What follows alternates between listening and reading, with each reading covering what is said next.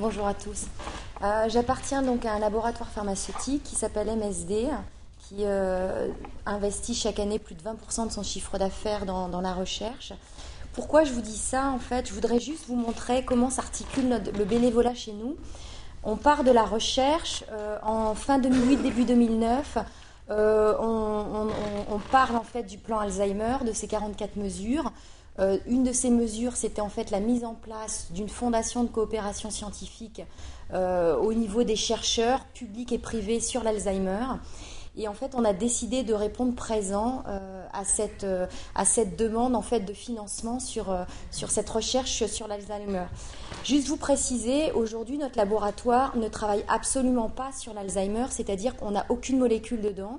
Donc, je voudrais juste vous montrer que cette action de bénévolat, c'est véritablement une action citoyenne. C'est pas, n'imaginez pas de but mercantile derrière. Il y a vraiment en fait l'idée de gens qui travaillent dans un laboratoire.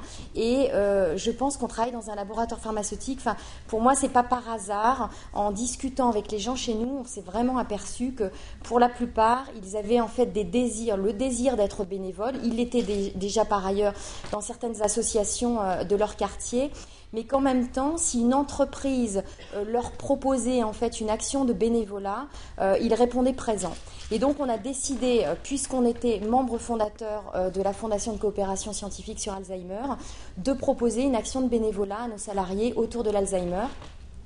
Alors de prime abord, je dois vous dire que ça faisait un peu peur, puisque comme on l'a entendu tout à l'heure, c'est plus facile peut-être d'être bénévole quand on doit s'occuper d'enfants plutôt que de s'occuper en fait de personnes atteintes de la maladie, et que souvent en fait cette maladie elle fait peur. Donc le premier point, ça a été de se dire, nous allons expliquer à nos salariés finalement qu'est-ce que la maladie d'Alzheimer, comment réagit une personne qui est atteinte de cette maladie.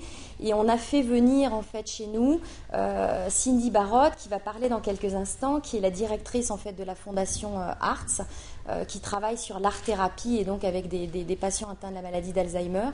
Et je voudrais dire là publiquement un grand merci à Michel, puisque si on a pu rencontrer Cindy, c'est vraiment grâce à Michel Frémontier. Alors comment ça se passe en fait chez nous ce bénévolat? Bien, notre entreprise en fait donne 20 heures du temps de ses salariés en fait pour le bénévolat.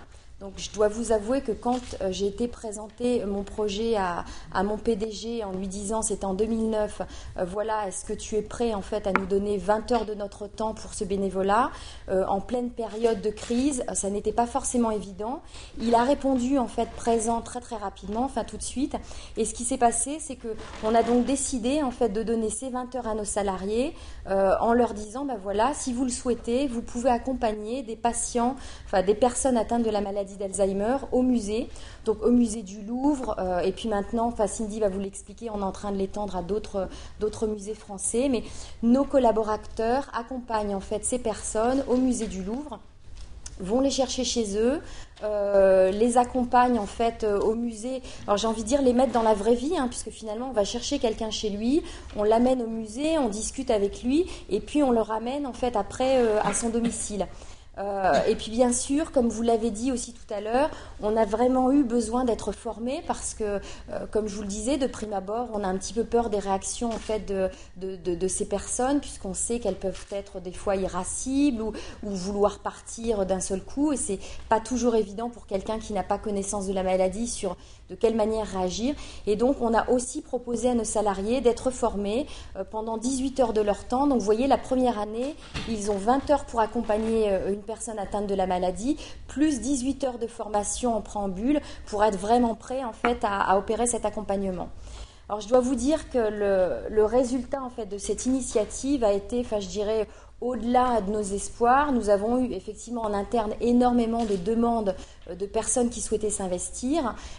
Et puis je dois dire qu'il s'est vraiment créé chez nous une communauté en fait de ces bénévoles autour de la maladie d'Alzheimer. C'est-à-dire que pour une entreprise, vous voyez, c'est juste de se dire le bénévolat, c'est aussi quelque chose de gagnant pour l'entreprise parce que ça crée vraiment au niveau de, j'ai envie de dire, de l'ambiance interne, des collaborateurs, quelque chose de très très fort. Et vraiment, ce qu'ils nous disent en fait aujourd'hui, c'est que avec ce que je fais, cette action de bénévolat, bénévolat, ça donne véritablement un sens à mon travail. C'est-à-dire, on travaille dans l'univers de la santé, mais souvent on est peut-être un peu loin en fait des patients. Et là, ça nous permet effectivement d'avoir ce contact direct et de se dire, tout ce travail que je fais, je sais pourquoi je le fais.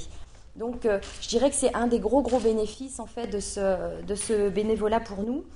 Et si je devais terminer mon intervention avant de passer la parole à Cindy qui va vous expliquer comment ça se passe avec nos bénévoles, ce serait de dire, ok, aujourd'hui nous on est un laboratoire qui représentons grosso modo 4000 personnes en France.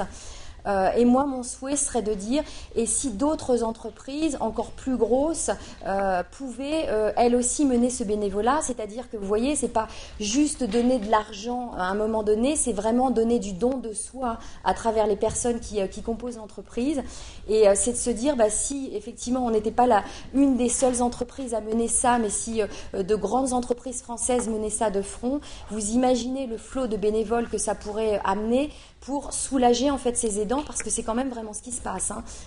Quand on accompagne en fait le patient, quand on va avec lui au musée, pour l'aidant en fait, c'est un moment de répit, c'est un moment où on remet aussi la personne atteinte de la maladie dans la vraie vie, puisqu'on va au musée, on discute, on fait ce genre de choses, et c'est de se dire, voilà, si on était beaucoup plus nombreux à le faire, ce serait juste formidable. Donc j'ai envie de dire, pour moi, le message que j'avais envie de vous donner et qu'on souhaiterait relayer, c'est comment faire pour essayer d'accroître ce mouvement de bénévolat d'entreprise à d'autres entreprises pour avoir beaucoup plus de monde qui y participe. Et Cindy, si tu veux bien me rejoindre, ce serait formidable que tu puisses nous expliquer comment ça se passe finalement avec des bénévoles d'entreprise qui d'un seul coup rencontrent en fait des personnes qui sont atteintes de la maladie et qui vraiment créent un lien avec la famille.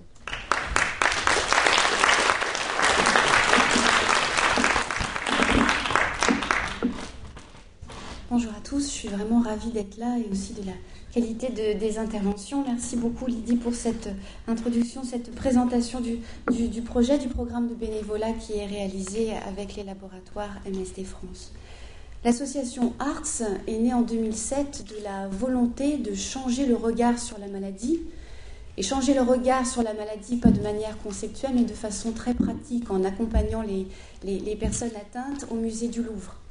Parce qu'il y a un lien, le fait de mettre le malade qui est si dévalorisé en lien avec un haut lieu comme celui-là de la culture est vecteur en soi-même de reconnaissance sociale.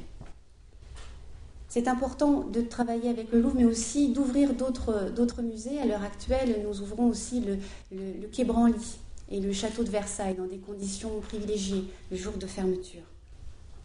C'est posé à nous une problématique toute simple, celle du maintien à domicile. Comment est-ce qu'on pouvait essayer de contribuer au maintien à domicile à travers l'association et puis en offrant un répit. Le problème bien souvent qui se pose pour les associations, c'est de prendre le malade mais aussi l'aidant. Et là, l'idée, c'était que l'aidant puisse disposer d'un répit. Mais alors, comment on fait ? Et la solution, c'est le bénévolat.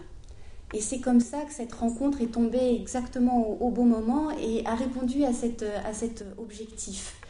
Il fallait du bénévolat, certes, mais du bénévolat formé. Il fallait être formé à la maladie d'Alzheimer. Et le questionnement qu'on s'est posé, c'est est-ce qu'on va être sûr qu'on va transmettre un savoir et des compétences ? Est-ce que les personnes vont être réellement aptes à accompagner un malade depuis son domicile jusqu'au lieu culturel, à le ramener et avoir des stimulations adaptées ? Donc comment ce savoir se transmet ? La formation est structurée en 3 journées. Il y a une partie où déjà on se défait du poids des représentations. Comment vous voyez la maladie d'Alzheimer ? Qu'est-ce que c'est pour vous ? Donc déjà il faut poser ces représentations. Et puis ensuite la somme des déficits, des incapacités qui viennent au fil du temps.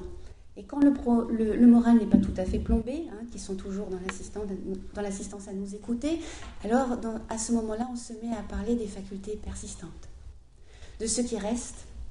Et ce qui est essentiel pour nous, c'est d'opérer d'abord ce changement de regard chez les bénévoles eux-mêmes.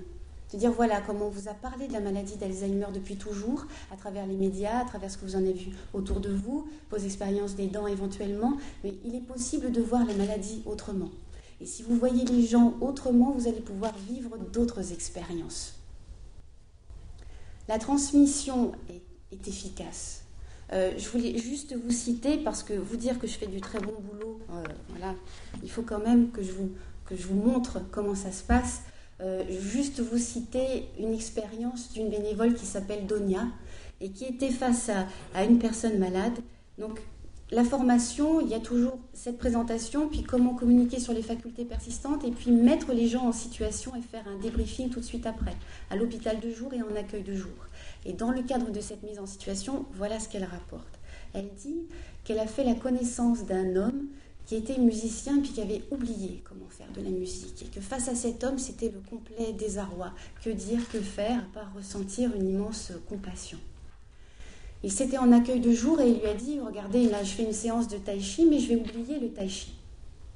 Elle lui a dit, ah bon, vous allez oublier, mais montrez-moi, moi je ne connais pas le tai chi, montrez-moi les gestes. Il dit, oui, j'oublie l'enchaînement. Puis il a commencé un geste, puis un autre, puis encore un autre, et l'enchaînement était là. Et elle lui a dit, mais vous voyez, vous le savez. Et le retour qu'elle a pu faire de cette expérience était, la mémoire était là, et la mémoire était dans le faire.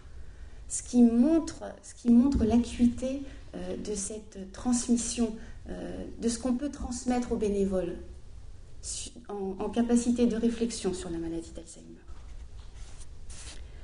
Pour communiquer, il est nécessaire de repenser notre façon d'être et de dépasser les normes habituelles de communication. Il y a un truc que j'adore faire, moi, en formation, c'est dire aux bénévoles, ok, considérez votre voisin de droite ou de gauche, essayez de faire connaissance avec lui sans solliciter sa mémoire.